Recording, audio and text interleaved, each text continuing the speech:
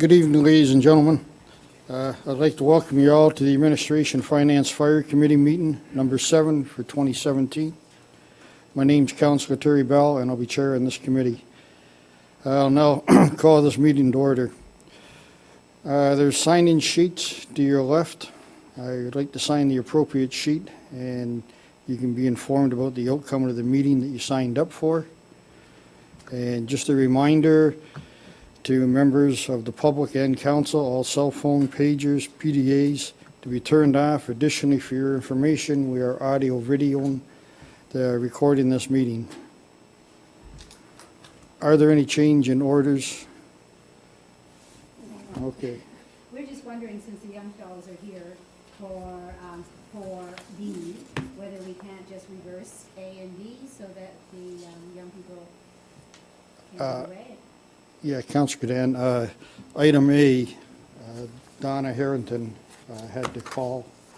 She's ill tonight, so she'll not be attending the meeting, so that won't be an issue, so we can bring them forward. Didn't know that, but that's No, great. okay. Not that she's ill. Okay. We want to get that. We know what you meant. Okay. Are there any disclosures of pecuniary interest and/or conflict of interest issues? Seeing none. We do have two appointments, as I just said. Donna Harrington from the Harrington Group, unable to attend due to illness. So in her place, Ms. Carol Langley will be speaking to the issue A. And if it's okay with Ms. Langley, we can skip down to B first and let the young boys have a chat. No problem? Okay, she agrees. So we'll move down to item A79-17. Bill Gurney from New Line Skate Parks, read the MERS Skate Park Design Presentation. If you'd like to come forward, and just state your name. Good evening, everyone. My name is Bill Gurney, landscape architect and senior design manager with New Line Skate Parks. Thanks very much, Mayor Joyner, members of council. I'm here this evening to provide you with an update where things are at with the MERS Skate Park, show you our concept design, and talk about the process a little bit. I can talk as little or as long as you want me to, answer any questions you might have. So shall I get started? Yep. I've got two different slides with me here today. The slide that is previous to this one is basically the plan, the rendered and labeled plan, which I guess I'll probably point to and talk to a little bit, as well as the second slide that has some more visuals to supplement the plan and show you some of the inspiration and precedent of similar type features that will be are proposed for the skate park. So before we get started, just want to say we are working with the team from Ball Construction on other aspects. I know you've seen other elements of the recreation complex. We are, in terms of where the site plan is, I think you all know where we are. We're at the north end of the site, right close to the parking area, right by the bus lay-by. Our neighbors will be the splash pad and the playground area. So there's an entry point. Basically, the view is tilted, and this is the north end of the site, which I think you know the big area for parking and the bus lay-by, and the skateboard park is proposed just north of the bus lay-by. So there's a main entry area, intersection of walkways in the park. There's a shaded seating area proposed with the gazebo, bike racks, and benches. This is all part of the main entry and one of the key points of arrival at the skate park. From there, sort of at the main point of arrival, the skate park, when I look at it, I think it's divided into like 3 really main areas, which I'll point out as main areas, and then we can get into a little bit more detail also. So in terms of reading the plan, all the little white areas are basically just flat level concrete at a uniform level elevation. And then all the brown areas are usually ramps, and those ramps sort of transfer you from one elevation to another elevation in the park. So based on the seating area, the main arrival area of the skate park. I'll say this, the park is kind of divided into three main areas. The first is this area right here, kind of H, the main arrival, and A and B. We call this sort of the back and forth sort of street style area. In terms of a thematic inspiration, it really draws some cues from the history of the railroad industry in the region. That's the one main area of the skate park, which I can get into in a little bit more detail. And then the second main area is more to the top of the view. That would be the west side of the site, and that's where it's right here. It's top of the image. There's a +3 level, which is the highest part of the skate park built up, and a -3 level.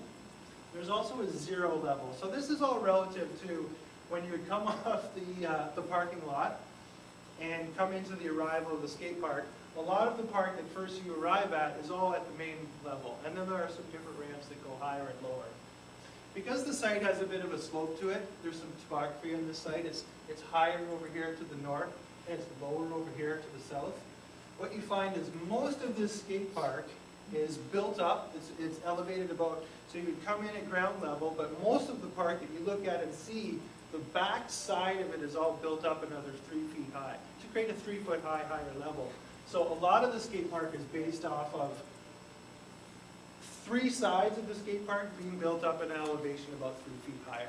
And then from there, everything just sort of dips down and has different levels. So the first main area that I spoke of was A. This is the railway-inspired back-and-forth street-style course. Also, and then at the top of the image, this is like a half-pipe section. This is where you'll find the highest features in the park. It goes from a level of +3 feet to -3 feet, so that would be a half-pipe back and forth as the highest feature. That's a 6 foot high feature. And then, so that's really the second main area, almost an independent area.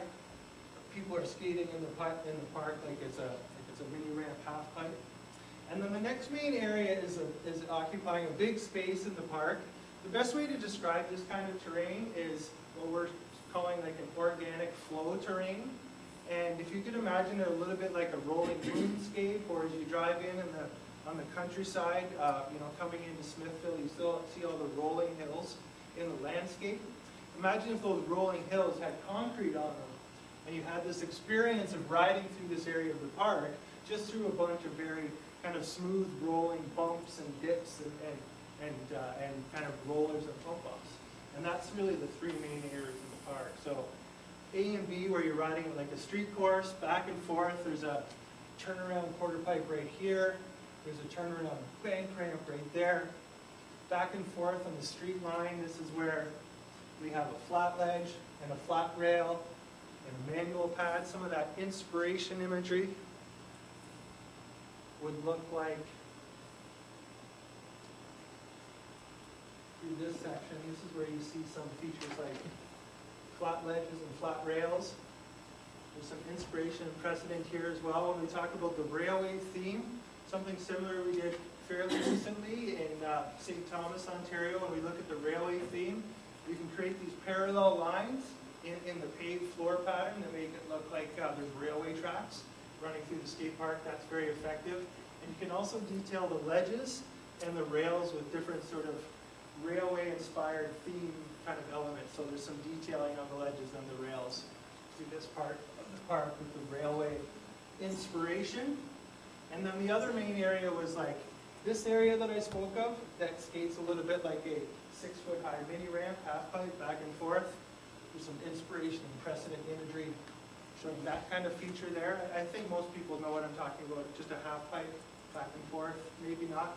But there's a precedent imagery right here. It says feature C quarter pipe, but the back of it, because there's 2 ramps facing each other end to end, you get to ride back and forth and back and forth.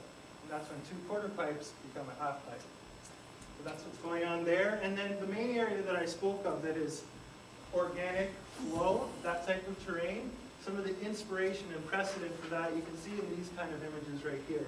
Feature D, the blended pump bumps. And it's really just like kind of riding along the rolling hills of the natural landscape if there was had concrete all over them and they were smooth and like a bunch of moguls and pump bumps and little rollers and stuff like that.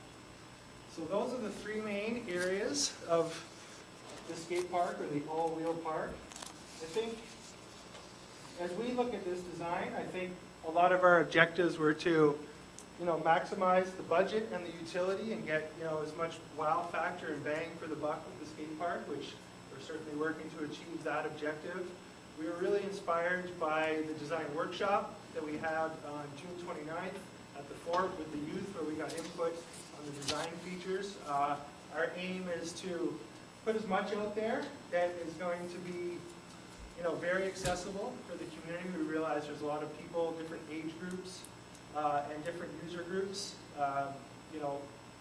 We come from a skateboard park planning background, but what we learned was there's a lot of young kids in the community, a lot of scooter kids, so our aim will be to make this park attractive and accessible for a wide range of user groups, whether you're riding a skateboard, a BMX, scooter, all different age levels, like skill levels and ages as well. So that's our concept design, supported with some precedent imagery, and that's where we're at with the concept design.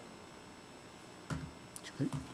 Thank you, Mr. Gurney. Any questions, comments? Councillor Chichuk? Thank you, Mr. Chair. It just struck me as I was sitting here and our first delegation didn't show up, but how do you make a skateboard park accessible? Because I understand that there are, and I do have people, I have heard of people who are very adept at using assisted device to actually benefit from a skateboard park. Yeah. Will this be accessible? Yeah, when I speak of an accessible park, what I'm talking about is to create some terrain that's going to appeal to a wide range group as possible. When we talk about accessibility in the strictest sense of municipal design, I think what we're talking about is we have to look at our site plan, and I'm not sure where the visual just went on the site plan, but you have to imagine that the arrival areas from the parking lot would be accessible, and anything at the main level coming in at the main entry, the gazebo, my presentation didn't do a great job of explaining this, but there's a couple of main areas where spectators should be. Main area at the entry, and then another area kind of up higher on the hill. We would have to do some work with the pathways to make this seating area accessible, but certainly the main arrival is an accessible space. Anything at the lowest level, which is pretty much in here, is a very accessible space. And then this is an elevated seating area, but it probably could be accessed from the higher grade and the higher path. I think that would be an advantage to the design, actually, to both make this seating area and this seating area accessible as a planned spectator viewing area. If you're talking about open to wheelchair use within the park for anybody who wanted to have a go at something, I mean, there's all type of possibility in that as well. Not necessarily intentionally or specifically planned for, but there would be places on the site plan that you could access, and then there would be some level of terrain that I think would be accessible if the risk factor were higher, or whomever was in the device was a little more daring. And through you, Mr. Chair, I guess really because accessibility and barrier-free, and we're trying to go to all ranges, and I have seen, the kids are out there on the parking lot right now, that's great, we'll have a special place for them, but we're giving accessibility to people to be spectators, but there's nothing in there for accessibility to people in a more passive sense. I understand that the highfalutin guys might be a little bored with this as time goes on.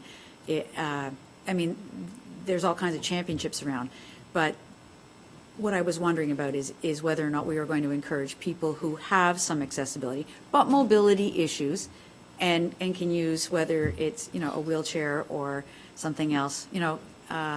Prince Harry and the Olympics, or his Invictus Games and the Special Olympics, all tell you to look through the barriers. And my two nephews in grade 3 have children in wheelchairs in their class, and they don't see the same barriers that we see. Yeah. So I'm wondering if there was any thought that went to providing support. And if that's your initial design, my second question was going to be through Mr. Chair, is is it on budget? Because if there was budget left, is there a way that we could include something that gave those kids something?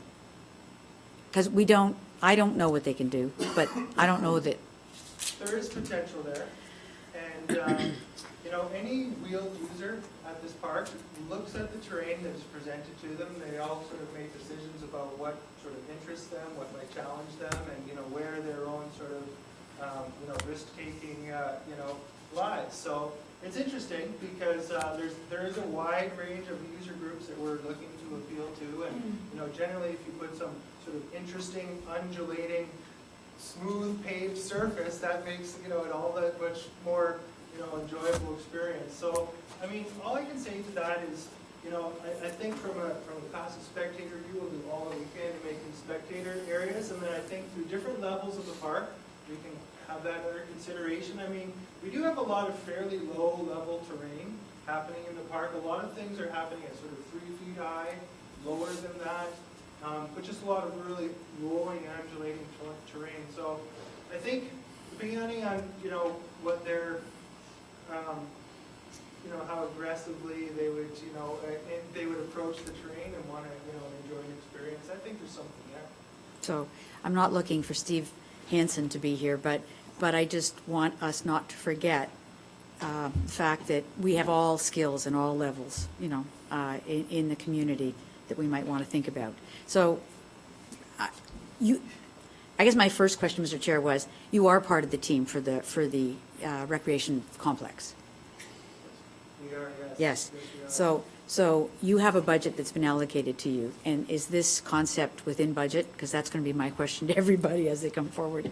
Absolutely, yeah. But, so those two questions being answered, Mr. Chair, through you, is just the question of, you know, how do we get that passive or mild area for people who have the ability to want to express their physical enthusiasm but are restricted to a wheeled device? So I'd like you not to forget those, if it can be done within budget. Yeah, appreciate it, understood. And Yeah. we'll look to police out there and have that consideration. Okay. That's really my biggest concern. Thank you. Any other questions, comments? I just have one, if I may.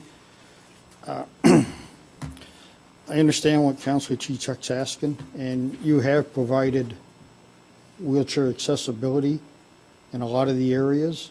And I believe I heard you say that you have areas that are up to 3 foot that would be wheelchair accessible, that they could use if they were daring enough to use. Yeah. Is Like, that- Ron, would you say this is an accessible route to get from lower ground to higher ground on these walkways that they're designed? Yes. Yeah, I mean, based on there being 4 feet of grade change through this Yeah. site area, right? And then this part all accessed at a lower grade from the south, and I'm sure this walkway is sloping up an accessible way.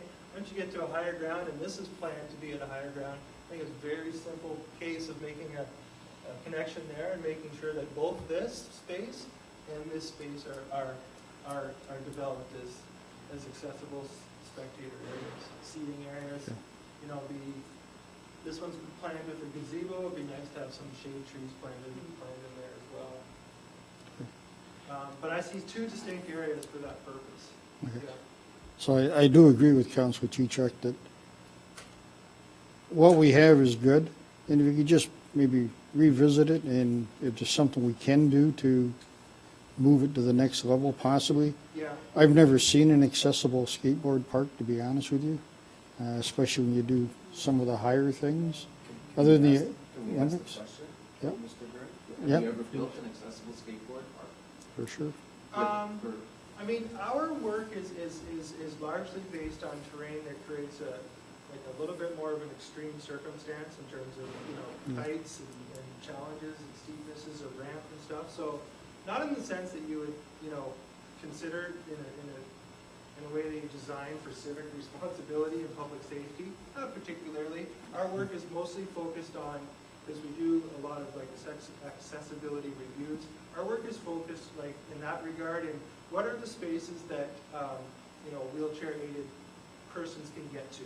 And a lot of our thinking is revolving around getting them to spaces where they can be, engaging and interacting, at least, as upfront and close spectators. And then, there's a minority user group out there that are using these parks in a more kind of, aggressive and extreme way. And they're out there. I mean, I don't know, but, so traditionally, it's saying no, was mostly from the site planning and where are the viewing points and the seating areas and spectator areas. Is that fair? Yeah, it's really good, Constable. So in essence, I believe what you're saying, Bill, is that, mind if I call you Bill? Mr. Gertney? What you're saying is the egresses and degresses of getting to and onto the skateboard site are accessible, but not the actual park obstacles that are accessible. It's the ability for someone in a wheelchair or some sort of device to get into the park and then it's then up to them to somehow get off of the assisted device like a wheelchair onto whatever form of wheeled apparatus they want to use. There are areas that are very much accessible in the traditional sense. All of this area being at the same level as the entry point, very much accessible. Like any visitor to the park, you get there and you decide for yourself, do I want to be standing on the sidelines or do I want to be engaged in the arena of this facility where there's active use going on? And then from there, if we assume that the wheelchair individual doesn't want to transgress a ramp any higher than 12 inches, their accessible places are here at the entry, this whole level of the park right here, and then if they were to take this walkway around, this seating area, this whole upper level for that matter around. But to explore any other areas, you're going to have to be willing to navigate some kind of a ramp, be it 2 feet, 3 feet, 4 feet, all the way in this instance up to 6 feet as a mini ramp pathway.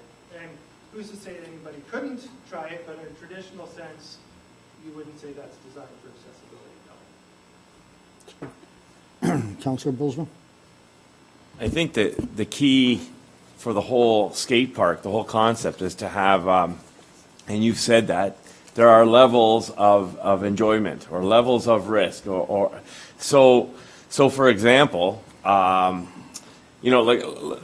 I'm going to be honest with you, like if I know my kids, if they were in a wheelchair and there was a wheelchair accessible skateboard park, they'd probably try to avoid those sections because, of course, kids try to they want to push an envelope of sorts. So they were actually, in that sense, I think, would explore some of the parts that are kind of not made for them because they get broken arms. Like I've got kids with broken arms and legs and stuff because they're jumping and they're wrestling and they're so the park has what you're saying is. It's no specific zone designed for a wheelchair, yet a wheelchair could attempt some of the things at the risk that the individual determines for himself. Yeah, If perhaps one was good enough, he could actually get all the way to the top and try that. If wonders never cease to amaze me what people can do on various devices. So, having said that. The zone has multiple or a varying degree of skill levels for anybody, whether they're on a scooter, or on a skateboard, or even in a wheelchair, so that they could all get a thrill out of this thing without actually having an area that's necessarily earmarked, because of course I think accessibility, part of it is that the individuals don't feel like a special consideration necessarily was made for them, but that they're joining in with all the other kids. So for them to have a wheelchair going over some of the undulating bumps and things next to guys on skateboards would be the highest thrill that they could possibly achieve, because they're at par, so to speak, right? And to have a little area designated, well, is that separation, which is what we really try to avoid. Yeah, I mean, in that regard, especially when we look at I would consider that, I would consider the low-level nature of this park, and especially like some of the organic nature, like, you only have to drop down a 12-inch high ramp to go from here to here. You only have to drop down a 24-inch high ramp to go from here to here, you know, and then that one drops down a little bit more, and this one goes up a little bit more, and it's just all very undulating, and yeah, I mean, depending on your appetite for adventure and risk-taking, there's a lot of accessible terrain there, which is our aim, because we want to keep a lot of people happy. We recognize it's a broad demographic. There's going to be a lot of young kids on scooters. There's going to be some people like taking skateboarding more seriously and BMX riding. And so our aim is to please a broader group as possible.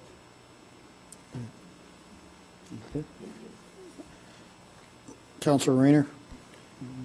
Thank you, Mr. Chair. Through to Mr. Gurney. When you're talking about all this, all of a sudden at the end, of course, this is what it's all about in this day and age. If somebody gets hurt, somebody gets sued. What are the implications of creating this situation which has a very high susceptibility of people getting hurt, and the implications to the municipality if somebody does get hurt, whether they're handicapped or not handicapped? This is a situation here that's an accident waiting for a situation. So I'm wondering, what are the legal implications against the municipality, because we are creating something that's a little bit dangerous and it is susceptible to people getting hurt? Yeah. I don't believe Mr. Gurney's a legal lawyer to advise us on that. That's an issue we need to take up with our legal. I don't think that's for Mr. Gurney to I can answer. add value and respond. I mean, risk management tolerance is a very valid question. That's where the next question goes. Whether you're riding a wheelchair or a scooter, this facility is made of concrete. There's a risk inherent in going there. We can advise this group on past precedent, what other municipalities have done in terms of appropriate signage around the facility, provide you examples. I will not provide you any legal counsel. I'm a landscape architect that designs skateboard parks to, for all the type of, kids, young and old. But we do have a lot of experiences in this arena.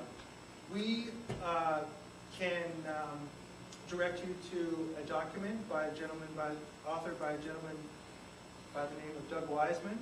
His whole career is based on consulting with municipalities about risk management. He's authored a document specifically on skateboard parks. Lots of really useful information in there. A lot of the value we provide for our clients is showing the past precedent of signage, rules and regulations, use at your own risk, report damage, wear the safety gear, that type of thing. Okay, thank you, Mr. Gurney. Mike? Okay. Mr. Chair, I realize he's not a lawyer and I wasn't asking a specific thing, but I just wanted council to be aware that this is a particular thing that can easily cause accidents, and the flavor of the day is to sue whoever it is that built it. And I just want the township to be aware and maybe possibly even look into the legal ramifications to make sure that we're building something that's not especially prone to a lot of accidents, that could deal with a lot of legal situations that we really don't want to get ourselves in if we know about it before we do it. Or when we build it, we make it more friendly so that we reduce the possibility of those accidents, which would be safer for the individual and financially safer for the taxpayers to which we represent. Okay. Thank you. That's it. Thank you. Mayor Joyner? Thank you. Mr. Gurney, as you know, there's a culture with different type of skateboard parks, the different skateboards and scooters and BMX and that. And with this culture, there is sometimes something called tagging. And it doesn't have to be just at a skateboard park. People can tag all over the place. I was just in Paris this past summer, and there is graffiti everywhere. In saying that, I've been to and I've heard of different skateboard parks in and around Ontario and the Niagara region that has their own specific tagging board. And I'll just kind of point in the direction of Grimsby. They have one, and adults are allowed to tag on this repeatedly, and then they come back every month and they whitewash it and it starts all over again. Are we going to be putting anything like that in and around our skateboard park? Or is that up to the township to decide that at a later date? We can put some consideration towards that. We have a budget, we have a considerable latitude in our design solution here and how the budget is applied for the extent and, complicated and extent of the nature of the build of the facility and what that costs, which is all managed by our firm. The design and management of the design build budget. It's an interesting idea. If it's a specific idea that would be of interest in pursuing, we'd definitely like to pursue that. Be interested in sort of the pulse of council and whether we look upon the graffiti and the aspect of skateboarding culture and skateboard parks as a serious concern at this point in time, whether it's something you want to attack head on. We do a lot of youth engagement with the work we do, and in certain circumstances, facilities like this are recognized as youth facilities. They're very much allowed to youth to do what they want, obviously within the realm of appropriate behavior, but tagging would not be necessarily looked on as an unfriendly element. However, if there's concern and the idea is we want to provide a designated space, so the space is not necessarily dedicated, we can talk about that. Is the graffiti issue a concern for council, and are you looking for a solution to potentially mitigate that? So I guess really what I was looking for, Bill, was to see what past practices, because I don't know. I'm not of that age, and I don't tag myself, but I do know that many municipalities, when they put in a skateboard park, they put in such a board for this to happen. So I really don't know. I was looking to you for guidance, and maybe I shouldn't have. Maybe it could be just really a municipal policy and what council feels should be appropriate. I don't know. So in my own experience, I'm familiar with the notion of providing dedicated graffiti walls and designated graffiti spaces within parks. My personal experience is that it's not something that is particularly sought after as a solution. To be frank, our experience is like, there will or will not be that potential for the graffiti culture in your community at the skateboard park. If you just provide a designated wall, it may get spray painted, it may have graffiti. There's a very difficult task to set the line to say this wall is acceptable to paint on, but this surface and this surface, which are, in proximity, is not appropriate. This surface is, but none of these. It's kind of difficult to control in that regard. If you open up a surface and people are prone to skateboard, spray paint, street art, or whatever you call it, graffiti, it'll probably spread beyond that designated wall into your skate park or elsewhere. Graffiti is not necessarily a bad thing. There's absolutely, some parts of it that will be untolerated, anything racial or sexual or just totally inappropriate for sure. But other than that, graffiti is not necessarily a bad thing.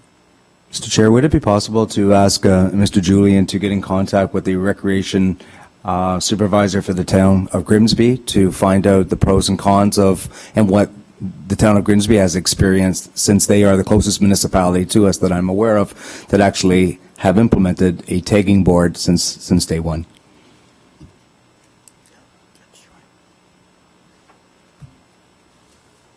Thank you, Mr. Chair. I think we've gotten a lot of points out on the table, and what I was hoping was that we can see, we can have you visit us with us again at some point before we actually start putting concrete down. Because to my points about accessibility, if that means we have a passive type of approach or whatever, that may satisfy what it is that are the needs of people with issues. But I would hate to see that we didn't think of having it integrated, not a separate place, but integrated into the ability to, or for grandmothers who've excelled beyond the walking track that is going in the auditorium. What do we know? So I'm hoping we need to be limitless, because we're building for the future. We're building for the best we can. So I just want to make sure that we've got everybody's concept into these places. So I'd love to hear what the answers to all these questions are, either through Mr. Julian or with you at some point in the near future. Yeah, absolutely. We're here to provide those answers. We can advise you, reassure you that the risk management issue is something that's been addressed by countless municipalities across Canada for various accessibility issue, I think, is it's very much a design consideration. I could point to all areas that I would consider traditionally accessible in the current design, and and then beyond the traditional definition of accessibility as well. So I do hope that answers your question. Any other? Okay, thank you, Mr. Gurney. Appreciate your Very much. presentation. Yeah, we're Thank you very for excited. coming. Thank you very much. Okay, we'll go back to 4A, item A78-17, presentation by Donna Harrington, which Ms. Langley's will give us. Through you to members of committee. Donna was basically here upon my request just to be able to respond to any questions you might have with respect to the plan. The plan is a required plan based on the legislation, and it, in summary, really is maintenance of what we've already done. The one thing that I recall that is something we're going to implement is that the website has to be, it's compliant to a certain degree at this point, but by 2021 it has to be compliant to a higher degree. And that's one of the items that's in the plan that we have to accomplish. There is a cost associated with that, but most of the rest of the plan is maintenance of what we've already done. So you do have it before you under the staff report items, and so if there's any questions, I can respond to them then. But I just really wanted her here because they're the ones that developed the plan, and she could present it. But it's pretty straightforward, so if we get to the report and there's questions, I'll attempt to ask or respond to them then. Council, okay? Good. Council Chichak? I thought that the item in the JAG report about getting kids involved and bridging the gap was actually the start of where I was getting, when I read that. It was in their minutes. That was where I thought we needed to incorporate kids in how we move forward and how we move forward with kids of all skills. And I thought that was great. But I think this is with the, I think this is the accessibility minutes that my next question is about. So I'll wait. Aren't they on further? Yeah. Yeah, never mind. I'll ask my next question there. So, Okay. So I guess the next one is 5, request to address any items on the agenda. Seeing nobody, we'll move on.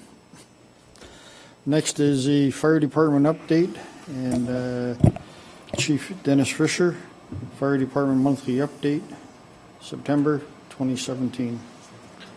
Thank you, Mr. Chair. A very, very quiet month of September, which was really nice.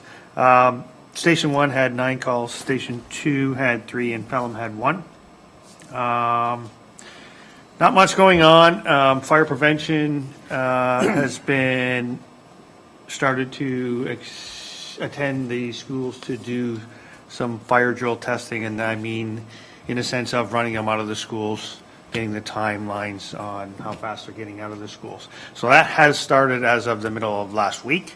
So Eric has to finish that up this week. All the rest of the schools. As you know, our year end is October 31st, which is a couple of weeks away. So, having said that, Station 1 has done 210 calls, a couple more since I wrote this, but so from 2016, they'll be down roughly about 50 calls. We were running about 280 last year, so down quite a bit there, and Station 2 will be down roughly about 25 calls, give or take, by the end of the next 2 weeks.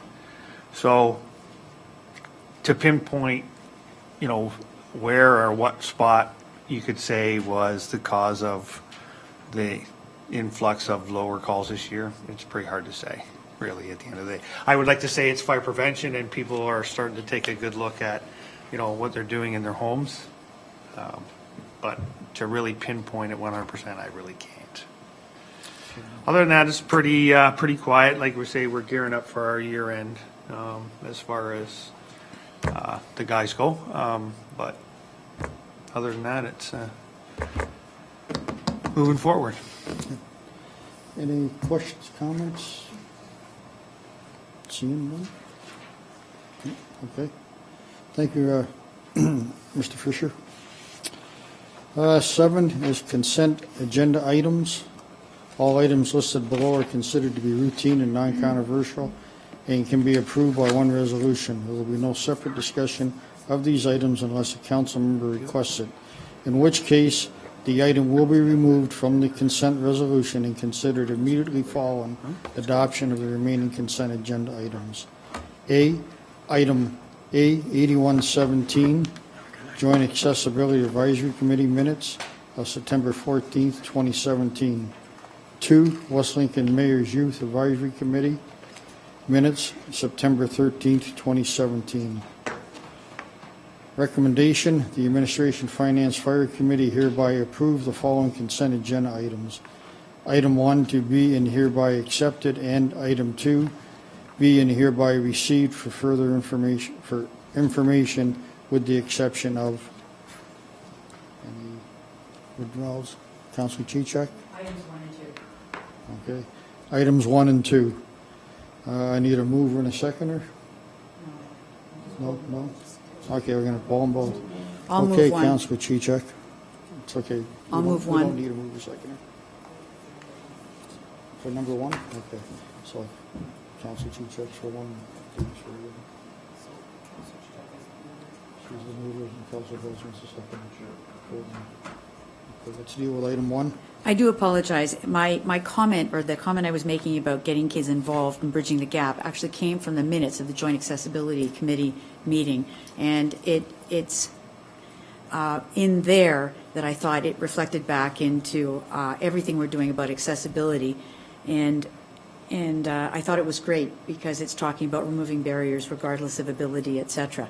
So having just talked about the skateboard park, I wanted to make sure that we get kids involved in understanding the gaps and having places in our community that are there for all abilities. So that was incumbent in the minutes. The other question I wanted to ask is, in the minutes, we list things like, and I might have missed it, but we said Steve Murphy is coming. It was just in the minutes. I don't know who he is, and I don't know what that is, but is it possible that in future the minutes can have who the person is as well? Yeah, that's done. That it's not a big deal. It's To- just To just answer your question, Steve Murphy, he looks after ramping up, and we're going to ask him to come to the joint accessibility meeting, not to council. Okay. okay. And this is, get the kids involved, talk with them.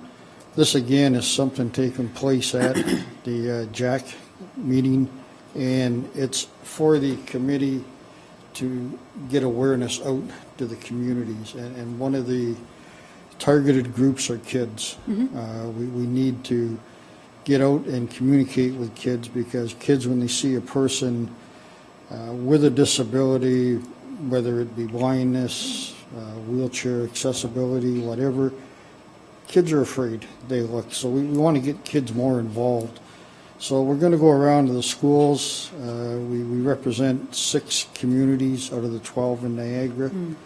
And the idea is to go to all 6 municipalities, get involved in their local schools, and get the okay to bring in members from the committee to talk to the kids and move forward with that. So if that helps explain. That's great. These are just strictly things that take place at the committee at this point. Right, sorry, it's just that No. not knowing who the names were, Yeah. it would add to the value of the minutes Yeah. if they're coming to No, committee well, for us to know for what sure. these people are. But thank you very much, and I appreciate your enlightenment on that, Mayor. No, Chairman. So I'm done. Those are my comments. So having a mover and a seconder, and is there any other comments on that? No. Okay, so having the mover and the seconder, all in acceptance of it? Carried. And then item 2, need a mover and a seconder again? I'll move Councilor that. Bozeman, Councilor Gadan, and Councilor Chichak. My comment there was, I'm glad to see the activities and the opportunities that are there. I know that the committee has taken on a number of changes in membership as kids grow up and move off, et cetera. I just wondered, I noticed that there's been some changes, and we always had thought that we would have rural kids as well as urban, and we thought we'd have 4-H representation, et cetera. Just wondered, how are we reaching out to get those new members that are mentioned in the minutes? Maybe Mayor Joyner could answer that question. Whether it's Mayor Joyner, clerk. Thank you. Thank you for the question. Mr. Chair, what we're doing is we will be putting another ad in the newspaper to let people that we are actively recruiting, because Councillor Chichuk is right. We gain a few and we lose a few for whatever reason. Some of them join different sports teams, some of them move away, some of them have different commitments. Maybe it's work. So it's kind of an ebb and flow. But we will be putting another ad in the newspaper, but we are actively recruiting just through the kids, actually, too, as well. We do have very good participation with both rural and urban kids on this committee, and most schools are recognized as having participants in the Mayor's Youth Advisory Committee. So through those two areas, and also me going to the schools to deliver some letters for the upcoming season's greetings card, I will be approaching the principal and letting them know that we are still looking for more participants on MIAC. Thank you. Councillor Chichuk? Nope, that was it. Thank you very much. That's my comment. Councillor Cadan? Okay, speaking of minutes, I would like to just pass on the comment, though, that I'm very happy to see specific information about Fort, because if you don't have kids anymore, there are lots in our neighborhood, but I didn't have details about timeframes and things, and didn't really know where to find that specific things. You find generalities about programs and things, but I was very pleased to be able to go back to these minutes and just see that certain time frame for certain age groups and whatnot. So I applaud these minutes. I think that they gave me some very specific information that I was happy to have. So thank you. Thank you. Okay. Any other questions, comments? All those in favor? Carried. Communications, seeing none. We'll move to staff reports. Item A82-17, Clerk Ms. Langley. Recommendation report, RFD-C-11-2017, renewal of consultant agreement with the Harrington Group Limited and continued participation in the Joint Accessibility Advisory Committee and approval of the multi-year accessibility plan. And the recommendation, 1, that report RFD-C-11-17 dated October 16, 2017 regarding renewal of the consultant agreement with the Harrington Group Limited and continued participation in the Joint Accessibility Advisory Committee and approval of the multi-year accessibility plan be received, and 2, that the proposal submitted by the Harrington Group Limited be provided consulting services for a 2-year period to ensure compliance with the Accessibility for the Ontarians with Disabilities Act 2005 and the Ontarians with Disabilities Act of 2001 and the coordinate and the activities of the Joint Accessibility Advisory Committee be accepted, and 3, that the bylaw be passed authorizing the mayor and the clerk to enter into an agreement with the Harrington Group for the consultant services for a 2-year period, February 1st, 2018, January 31st, 2020, along with the other 5 participating municipalities, and 4, that the Township of West Lincoln continue to participate as a member of the Joint Accessibility Advisory Committee for 2018 and 2019 at a yearly cost of $10,000, and 5, that any surplus resultant from unutilized funds from the $10,000 allocation be held in the Accessibility Reserve and be used to deal with future accessibility issues and needs, and 6, that 2018-2022 multi-year accessibility plan attached as Schedule A to this report be and is hereby approved. I need a mover and a seconder. Councillor Chichuk, Councillor Rayner. Any questions, comments? Councillor Chichuk? A quick point of clarity. Item 5 says that any surplus resulting from unutilized funds from the 10,000 allocation be held in accessibility reserve. Is that locally here in West Lincoln, or is that in the group, the Joint Accessibility Advisory Committee? Let Ms. Langley answer. Through you to members of the committee. What happens is periodically we get financial statements from Niagara on the Lake, who are the ones that manage the fund. When there is an excess, we have meetings between the admin and rep group, and we determine if that money is to be refunded to each individual municipality. That money, once it's refunded, is put into the accessibility reserve. Thank you, Mr. Chair. That was all I had to ask. Any other questions, comments? Mayor Joyner? Thank you, Mr. Chair. This is kind of somewhat to you and maybe to Ms. Langley. And I know that we're dealing with the renewal of the Harrington Group and not dealing with the minutes. But what triggered, and I should have remembered to ask this earlier, is number 4 on the minutes where it says re-audits, time to do them. My question would be is, so obviously the JAAC is involved in doing audits for the community. Who in fact does the audits? Is it Ms. Harrington herself? Or because you have to have some background and some schooling in how to do these. And so, Mr. Chair, I'm just asking this. It says that Terry offered to assist in conducting audits. Is this Councillor Bell, Terry? Or another Terry? It's not I. Okay, I'm not qualified to do audits. okay. I just wanted to make sure who Ms. it Lange will was. answer that for you. Through you to members of the committee, our consultant, in fact, is the one that is authorized and Okay. properly qualified to do those audits. And she has staff that she hires to do that. I see. Okay. Thank you for that clarification. Any other questions, comments? Seeing none, you've heard the recommendations. All those in favor? Carried. B, amendment to budget. Item A83-17, Treasurer and Director of Finance. Recommendation report RFD-T-21-17, September 2017, budget status report, amendment to budget.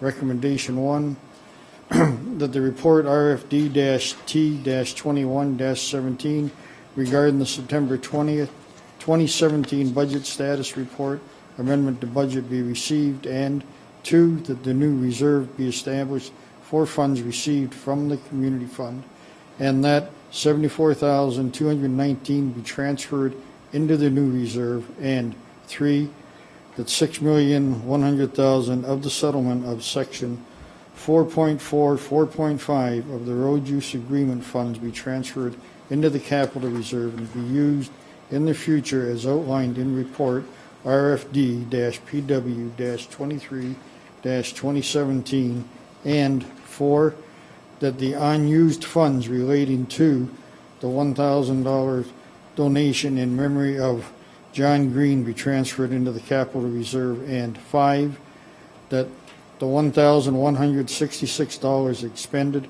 on the building department vehicle be funded through the building department reserve, and 6, that the $3,225 expanded on the Bridge 12 be funded through the debenture issue previously approved by council. I need a mover and a seconder. Councilor Chichak and Councilor Rayner. Any questions, comments? Councilor Chichak? My question through you to Mr. Chair to the appropriate staff is regarding recommendation 3, and that's the $6,100,000 in settlement. My only question is, in putting it into the capital reserve, will it be identifiable as separated into something that we can track and see what we spent, what was tendered, and what we have remaining? To the treasurer? Through you, Chairman Bell. Within the capital reserve, we do track individually all the allocations to the reserve and the allocations out. So I would be able to provide a report. However, council does have the option of recommending a separate reserve be set up for these funds as well. Thank you. Through you, Mr. Chair. My point would be that as long as we're given great confidence that the numbers, any of the amounts that are put into that reserve, like there's, I guess my curiosity was piqued when I see that we're going to have a new reserve for the $74,219, which is, that is the amount of the community fund for last year that we've just received. that's going to have a new reserve. But if the 6,000,001 can be identified in there without a new reserve being set, I'm comfortable that it be within the reserve itself. But if it cannot be tracked, I would suggest we set up a new reserve so we know what and where the spending occurred. So I'm at the treasurer's mercy if she's going to be able to give us information. Because, go ahead, Don. Yep, through you, Chairman Bell. Just to clarify, the reason I requested a new reserve for the community fund is that's the community fund revenue we're receiving from the wind turbine company, and it's a new form of revenue. So I wanted to show that separately for council. For the funds regarding the road use, either way, it's the same, whether it's a new reserve or it's in the capital reserve. I'm fine if council wants it in its own reserve. It's the same amount of tracking. It's just on your reserve schedule right now, you'll have a separate line that says road use funds as opposed to capital. In that case, Mr. Chair, I apologize. I'd prefer a new reserve because it will show us how much work we actually did get done with because I'm later in Public Works, we're going to be talking about it again. But not to be obstreperous, but my point is the item is I want to be able to say we actually did far more than we thought we were going to in the first place.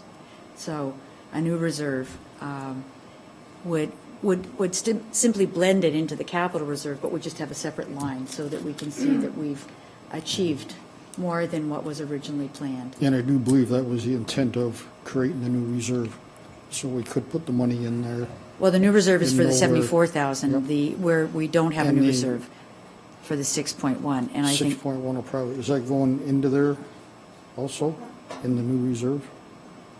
Through you, Chairman Bell, the way the report is written, the 6.1 was going into the capital reserve. Okay. If you look at Appendix C of this report, Right. it lists all the reserves. Right. So the report recommends a new reserve, which would have its own separate line for the community funds. And if council so chooses, we can have another reserve called road settlement agreement, something like that.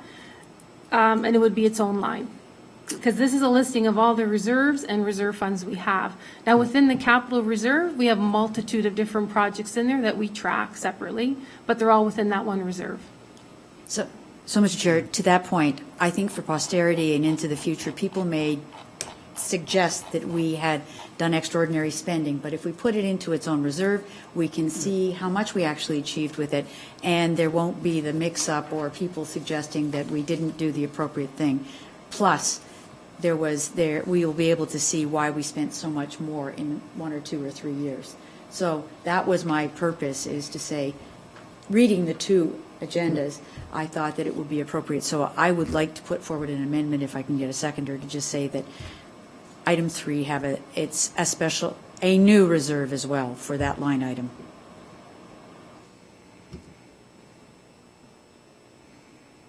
But I need a seconder. So I'll move that.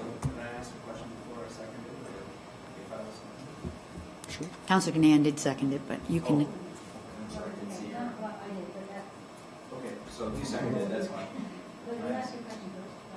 So, Mr. Chair, through you to Ms. DeFilippis, so it will still be in the capital reserve, it'll just have its own specific line item. Is that what we're saying? Through you, Chairman Bell, if it's a new reserve, it's a new reserve. So it's its own reserve.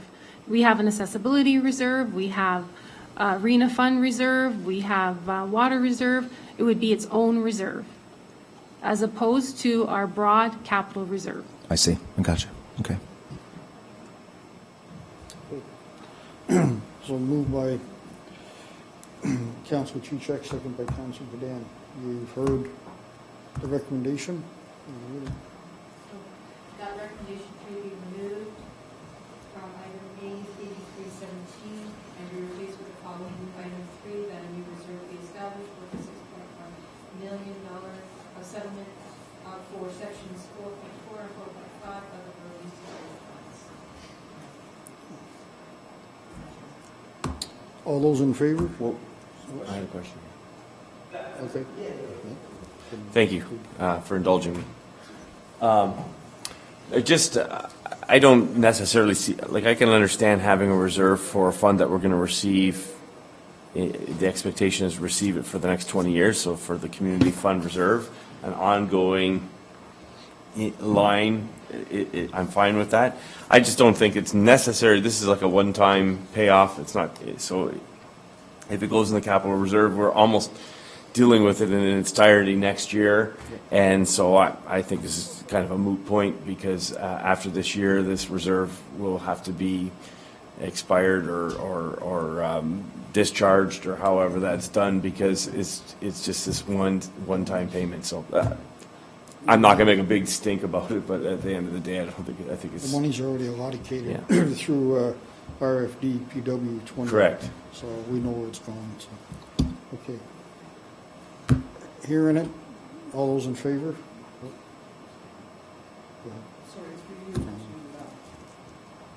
To Joanne, the replacement of item 3 has to include the end part that says to be used in future as outlined in report PW 23, 2017.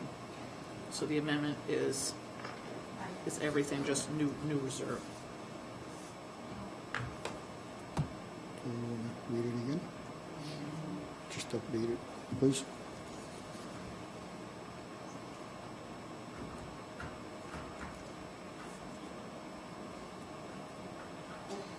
So that recommendation 3 as contained in the recommendation for item 883 be removed and replaced with the following new item 3, that a new reserve be established for the $6.1 million for the settlement of sections 4.4 and 4.5 of the road use agreement funds to be used in the future as outlined in report RFT-PW-23-2017 and it was moved by Councillor Chichak and seconded by Councillor. You've heard it, recommendation, all those in favor? Amendment, sorry. Fair. Just got 1, 2, 3. Jason, 4. Carried.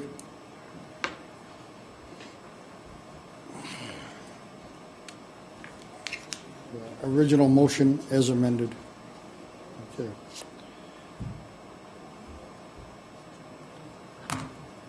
Okay, guys, you heard original motion as amended. All those in favor?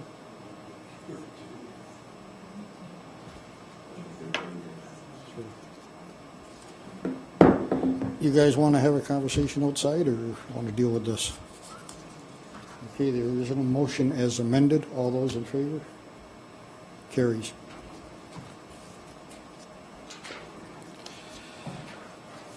Okay, C, item A8417, Treasury Director of Finance. Recommendation report RFD-T-22-17, 2018 budget process and schedule.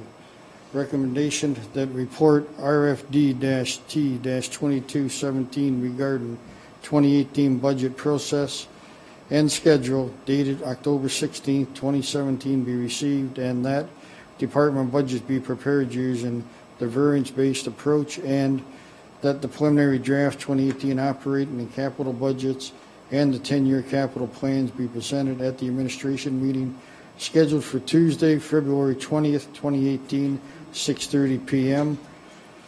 4, that the public budget open house be held on Thursday, February 22nd, 2018 at 7 p.m. And 5, that the administration meeting on Monday, March 19th, 2018 at 6:30 be held to review the draft 2018 operating and capital budgets with the additional date set for further deliberation if required for Tuesday, March 20th, 2018 at 6:30 p.m. 6, that the preliminary draft 2018 department operating budget are not to exceed 2% increase over the approved 2017 departmental operating budgets. I need a mover and a seconder. Councillor Trombetta, Councillor Chichak. Any questions or comments? Okay, Councillor Bozeman was first. Yep. Thank you very much. Just a couple of notes. The item number 6, I think, is a little bit problematic in the fact that, so the way, as I understand it, for example, road repair and road maintenance in terms of paving over chunks of roads, as was done, say, Port Davidson Road from Town Line upwards close to 4th Concession, give or take, those types of things. Last year's budget, 2017's budget, had quite a significant drop from the previous 2 budgets. They were operating close to the $900,000 mark, my understanding. Like, we did work on Caister Center Road and Port Davidson Road one year, and this year it was quite a bit less. So I'm wondering if that's trapped somehow. This year, I know a tar and chip section of road on Camden, the short end of Camden, our end of Camden Road was done, as an example. And so there's quite a variance. And so I'm just kind of concerned that we allow the department heads that, what's necessary without restricting them. I know, like in public works, there tends to be quite a variance from year to year, depending on some projects that we tackle, and other years we don't have to tackle quite as much. It's not so straight lined as, say, postage. I'm just throwing it out there, whatever. So I'm wondering if that's a workable thing. I mean, obviously this recommendation came forward. Is that actually realistic? I don't think that the 2017 road repair budget line item was sufficient to maintain the status and good quality of our roads into the future without being substantially increased. So I guess to your So question- to Donna and maybe to Brent. Through you, Chairman Bell, we introduced last year this guidance rule to say operating budgets to directors to bring them within a certain percentage. It is the operating budget. A lot of the projects you're speaking to are in the capital budget, and they usually get I funded gotta by whisper grants in in my ear, different areas. So it's a guidance to say, try to keep 2%. Obviously, if it's impossible, there's usually an explanation as to why a certain department couldn't meet that 2%. So that's why it's there, but just some of the items, it's more of a capital nature and not operating, and this refers to operating. Thank you for the clarity. Yep. As soon as you said it, I understood. Did you still want to hear from Nope, I get it now. Councilor Cadet? I could have brought this to the attention during the last discussion too, but it kind of got cut off a little bit with Councillor Chichok's amendment. But it does tie in also to the 2% increase. I want to actually use this opportunity to make council members aware, to sort of take you back to what had happened with library salaries prior to Mr. Carter's departure from the township. He brought forward a budget recommendation that we all looked at in terms of pay equity issues within the municipality. The library was not included at that time. He said that he was passing that information on to the library, which he did. In the meantime, we've looked at that since 2013, when we did not have a CEO position, and we have been working on the library board with the region to try to get that position also done in terms of pay equity. So although it looks like in Donna's report previous from where we are that we have $35,000 in leftover money that could go into a reserve for the library, in actual fact, I want council to remember that nothing has been done in regard to pay equity for library staff for 2017. So we are hopeful that that money, when we hear back from the region, if we do before the end of the year, should be enough to help us bring our library staff, who are not just at minimum wage, but the ones who actually are on salary, bring them closer to pay equity.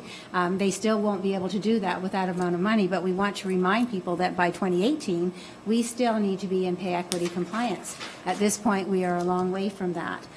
So I'm not sure, through you, Mr. Chair, to Ms. DeFilippis, whether that money can be in a reserve for pay equity for 2017, the money that looks like we will have due to Colleen Young not being replaced, or whether there's another way to guard that or do something when we do hear back from the region about trying to deal with the pay equity issue.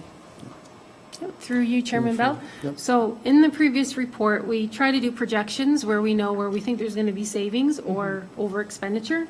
So we're projecting a savings in the library department, and any surplus in the library always goes to the library reserve. And it's when the library does their budget, they decide how to use that reserve. So it's not something that I, as a treasurer, decide how to use that reserve. It is decided by the library board when they do the minutes. So if you want to pull some of that reserve out to spend on salaries, that is up to the board. Okay. So I think I'm still on. We probably will need to do that. I'm just wondering about, you know, if we do not get back from the region, what I'm afraid to see happen is it looks like when it comes budget time that, oh yes, you know, we have all this money so we can put less in reserves for next year. And we don't want to see that happen. The money that's there is only there through the good graces or the sad loss of a former employee. And so by not replacing that person, we've been sort of waiting for the region, who are short-staffed by their description, and they're not sure that they can get that done in time for us. We really want that money to be applied to the pay equity issue for 2017 before we really start worrying about where we're going to be with what needs to be done in 2018. Does that make sense? I mean, I know we had that discussion quite a while ago, but we were hopeful that by now the library board would have heard back and we'd be in a better position to know just what we need to do with our staff. So. Through you, Chairman Bell, I mean, based on the timing, if you know what the amount's going to be and it's all approved, we can set up an accrual in 2017, so it looks like it was spent even though it wasn't, so you will not have a surplus. Okay. However, if by the end of 2017 we don't have any firm numbers, the funds would go into the reserve. But as I mentioned, when you're planning the 28 budget, you would take that into account, saying, you know, we have money left over from 2017 to help pay a retro payment that related to 2017, definitely. You okay with that? Yeah, well, and I think the important thing is that all of council realize that that's why that money is sitting there as well, because the final decisions will be made by this council. And I just, you know, we were sort of caught in limbo with Mr. Carter's departure and then waiting for the region, and certainly something needs to be done about paying staff the way they should be paid, so. So I may suggest, as we get closer to budget, possibly Treasurer Finance could talk to the CAO, Ms. Holman from the library, make sure that line's highlighted when it comes back to council, so we do recognize that it's been earmarked for that purpose. Thank you. I think it would just be easy to lose sight of that, and I'm glad that we do. Now I'll know. Thank you very much. Councilor Trabetta. Yes, thank you, Chair. I'm just wondering, like, the timelines here. I guess it's the reference because we have to hire a new CAO, and last year we started in December, it's preliminary. Is that the reason, Mr. Chair, for you to do? It's not, but I'll let Donna answer. Through you, Chairman Bell. In late 2016, council approved a new financial system, which is encompassing all the financial aspects of the board, of the township. So in 2017, we implemented this system. Part of that implementation is a new chart of accounts. So staff is still working on designing how the budget would look. It's going to look differently than what council is used to seeing. We're trying to align it to our public sector accounting board reporting requirements and our provincial reporting requirements to the FIR. So that takes some time. So that's why we would not be able to have a budget ready in December like we did last year. You okay with that? Okay. Mayor Joyner? Okay. Mr. Rayner?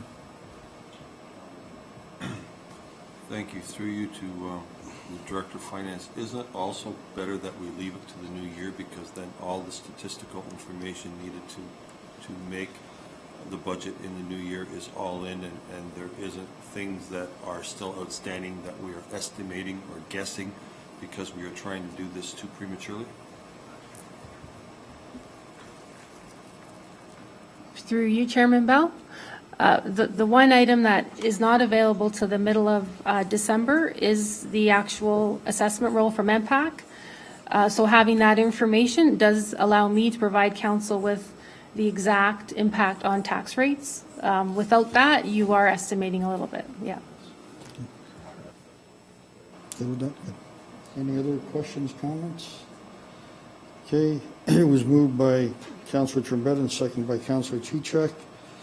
You've heard the recommendations. All those in favor? Carried.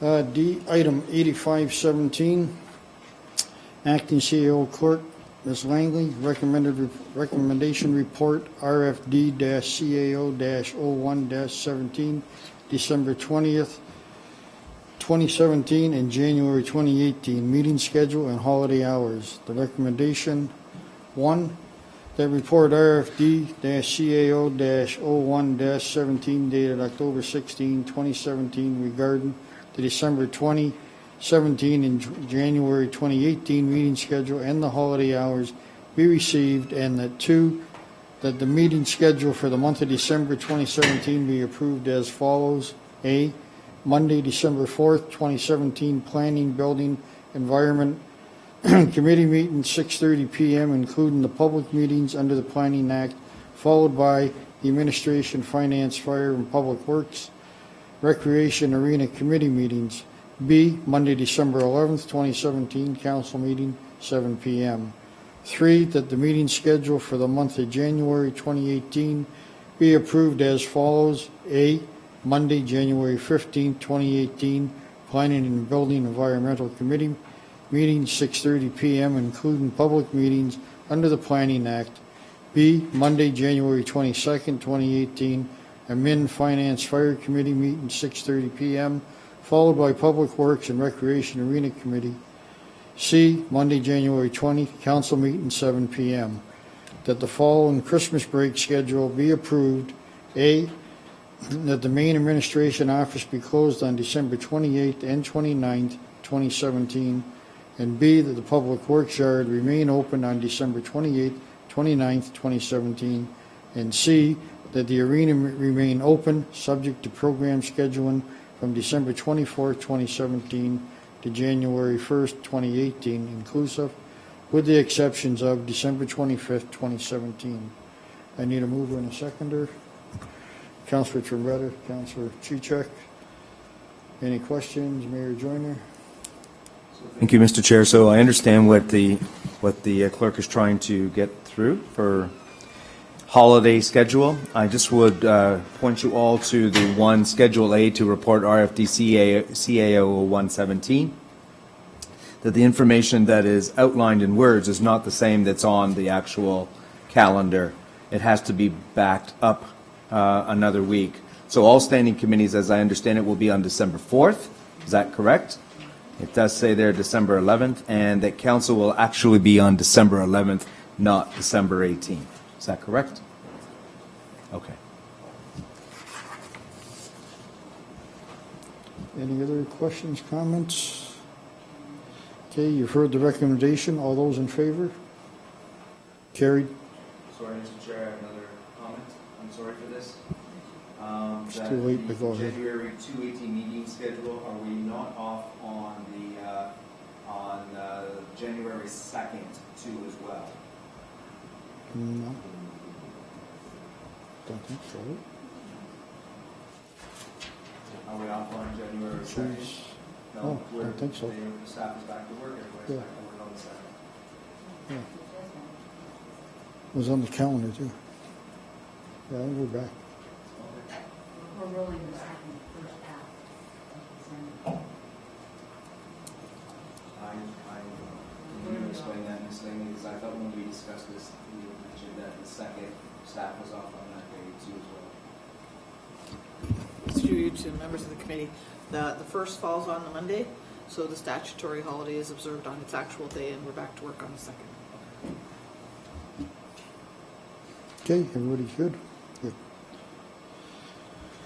Okay, E, item A 86-17, CAO/clerk, Ms. Langley, recommendation report, RFD-C-12-2017, amendments to the refreshment cart licensing bylaw 2010-20, delegate authority to the clerk to approve daily licenses. Recommendation 1, that report RFD-C-12-2017 dated October 16, 2017 regarding amendments to refreshment carts licensing bylaw 2010-20, delegate authority to the clerk to approve daily licenses be received, and 2, the bylaw 2010-20 be amended as follows.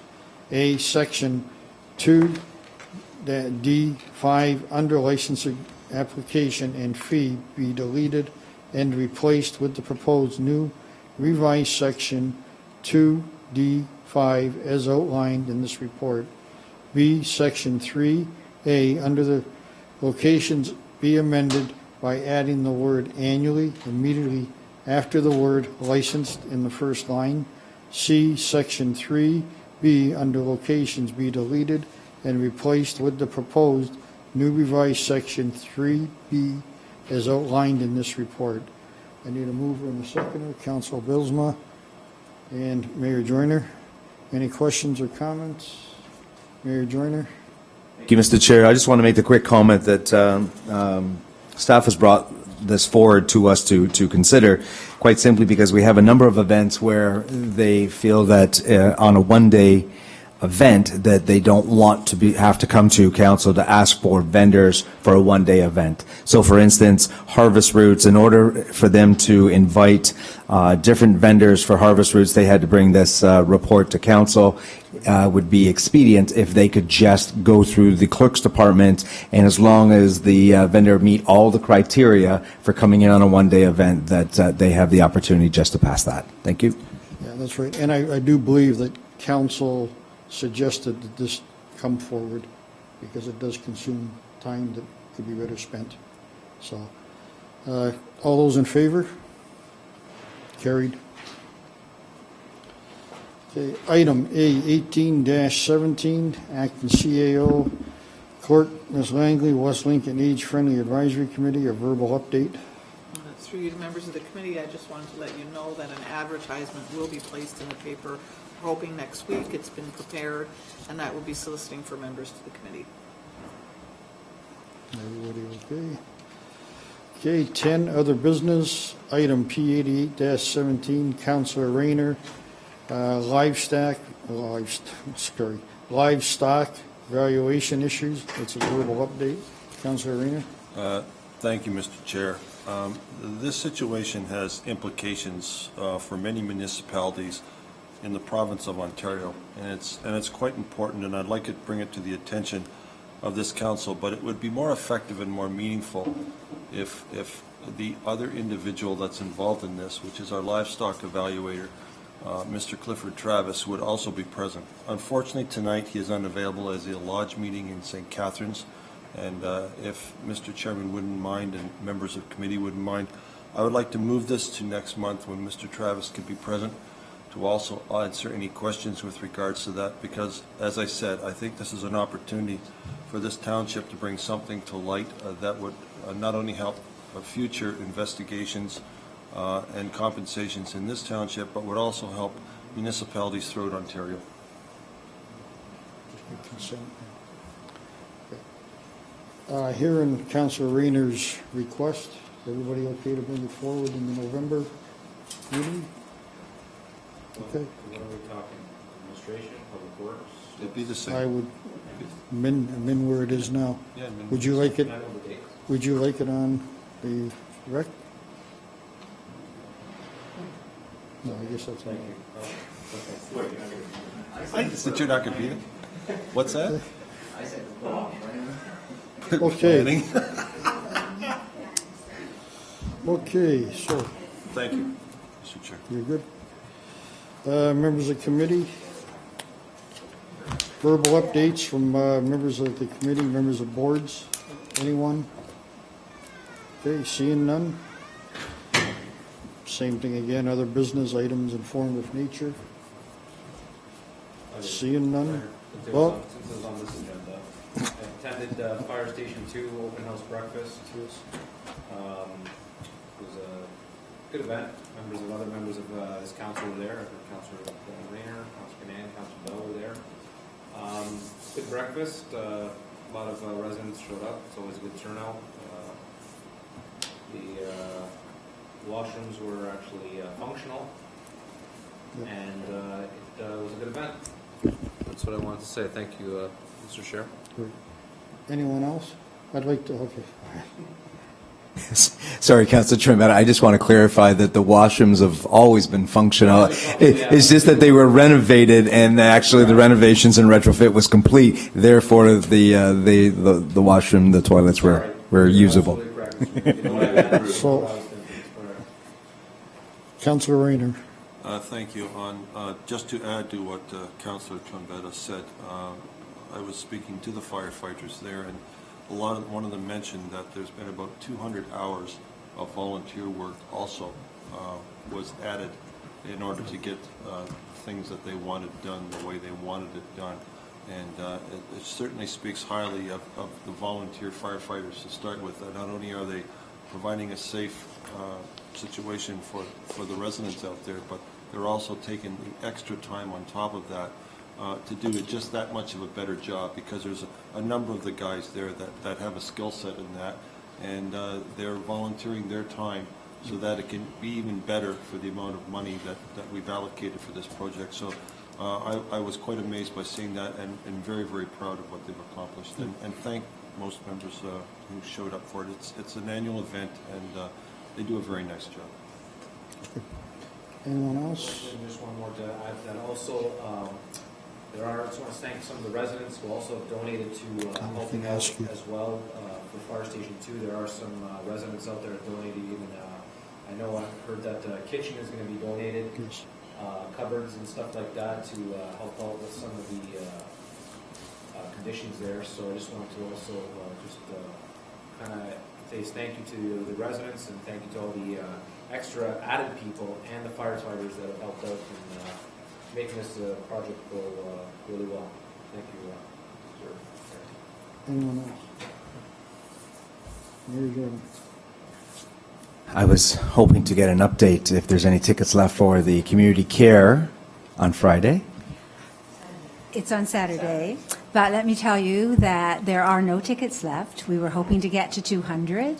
Thursday, we first reported to the caterer for the event that we would have 203 people attending. Then it became 217. Then it became 223 as the numbers came in. And we have since had requests for at least a dozen more tickets, but we couldn't do that to Chris. So we are sold out unless somebody cancels. So we're very pleased. It's sort of a good problem to have, but it means that we now are making more table decor, more appetizers. There are lots of things that come with that. So, but anyway, yeah, it's should be a good event. So you can accommodate our mayor. Thank you, Mr. Chair. I'll just do what I always do, is sneak in later and make my donation on the auction table. I wanted to just bring forward, this is for other business items that are informative nature. This Thursday, the Kristen French Child Advocacy Center will be having their second annual gala, and it's held at Club Roma. This year's guest is Mr. Sheldon Kennedy. As you may recall, Mr. Kennedy was the gentleman that came forward and brought forward his child abuse issues and situation that he had when he played major junior hockey out in Western Canada. Kind of a sad story, but through all of this, he has created his own child advocacy center out in Calgary, Alberta, and we are just pleased to have him as our guest speaker for this year's second annual Kristen French Child Advocacy Center Spotlight Gala. Thank you. Anyone else? I'd just like to say a couple of quick things. Station 2, pretty much all the thunder was taken away. by the rest of my counselors, but I would really like to thank them for having the community out there. And I'd like to say they've done a fantastic job again this week. On the weekend, Saturday, the kids really enjoyed it. It was nice to see you spend a lot of time with the kids and show them the equipment and the apparatus. And just a little further to the renovations that took place out there. It's been a long time coming to get the completion. You're seeing the finish line now, you're right there. And I will say the renovations look really nice, and they look great. And the residents that have donated to that fire station, particularly the kitchen that's being built by an individual, that's fantastic. I'd like him to be recognized. I think that's great. And again, thank you to Station 2 and all the firefighters for the hospitality. It was good. That's it. Thank you. New business. Any new business coming forward? Seeing none, there is no confidential matters tonight. And I'd like to adjourn the meeting at 8:08.